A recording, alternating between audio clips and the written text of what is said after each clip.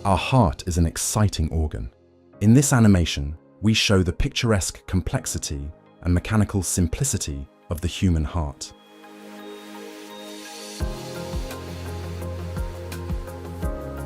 Halo, mahasiswa teknik industri. Salam kenal dan selamat datang di program studi teknik industri. Ada yang bingung nggak?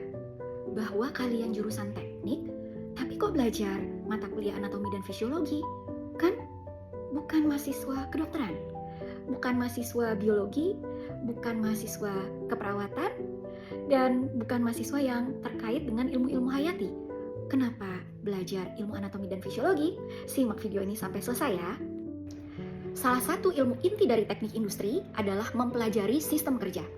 Dan bagian dari sistem kerja itu adalah manusia. Karena manusia, maka manusia menggunakan mind, body, and soul-nya untuk bekerja. Teman-teman nanti akan belajar salah satu ilmu inti dari teknik industri, yaitu ergonomi, ergonomika, dan pengaturan sistem kerja. Nah, mata kuliah anatomi dan fisiologi ini adalah jembatan atau fondasi untuk mempelajari mata kuliah inti tersebut. Teman-teman, manusia mau tidak mau menggunakan tubuhnya untuk bekerja. Dan ternyata kita bisa mempelajari sistem kerja. Kita ibaratkan sebuah pabrik ada di tubuh manusia.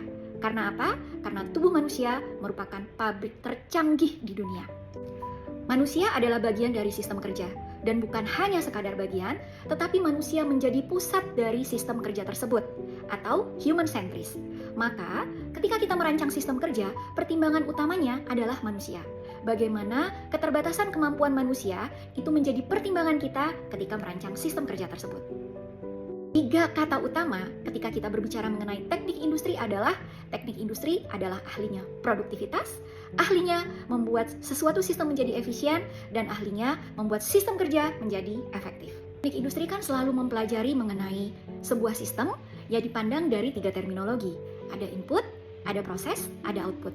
Seperti itu juga kita bisa mempelajari anatomi dan fisiologi kalau kita ibaratkan sebagai sebuah pabrik. Teman-teman lihat reaksi yang ada di belakang layar seperti ini.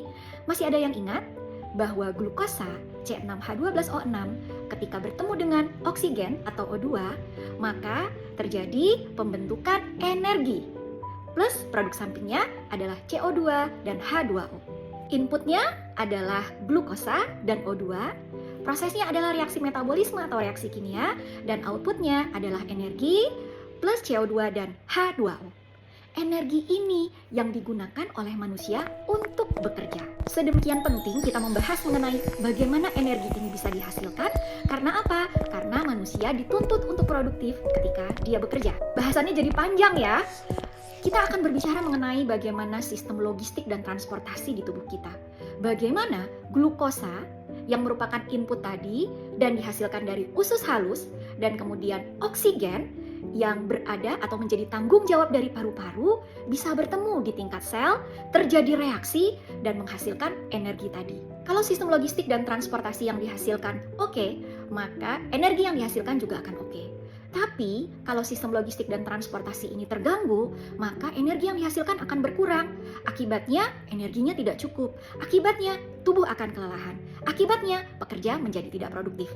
Panjang urusannya ya. Nah itu, di anatomi dan fisiologi, kita akan membahas semua sistem ini tadi. Nanti akan kita bagi-bagi ya. Apakah itu menjadi bagian yang berbicara masalah input terkait dengan gula atau glukosa, maka kita nanti akan berbicara mengenai sistem pencernaan.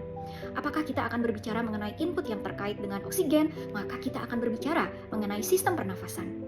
Lalu kemudian kita juga akan berbicara mengenai energi. Nah, bukan hanya itu teman-teman. Ketika manusia bekerja, manusia kan melakukan gerak. Ada aktivitas fisik di sana. Karenanya kita akan membahas bagaimana sistem gerak manusia yang melibatkan otot, tulang, sendi, dan jaringan ikat. Lalu manusia ketika bekerja juga pasti berpikir, mengolah informasi. Maka kita akan membahas mengenai bagaimana sistem pemrosesan informasi yang dalam hal ini berkaitan dengan sistem saraf.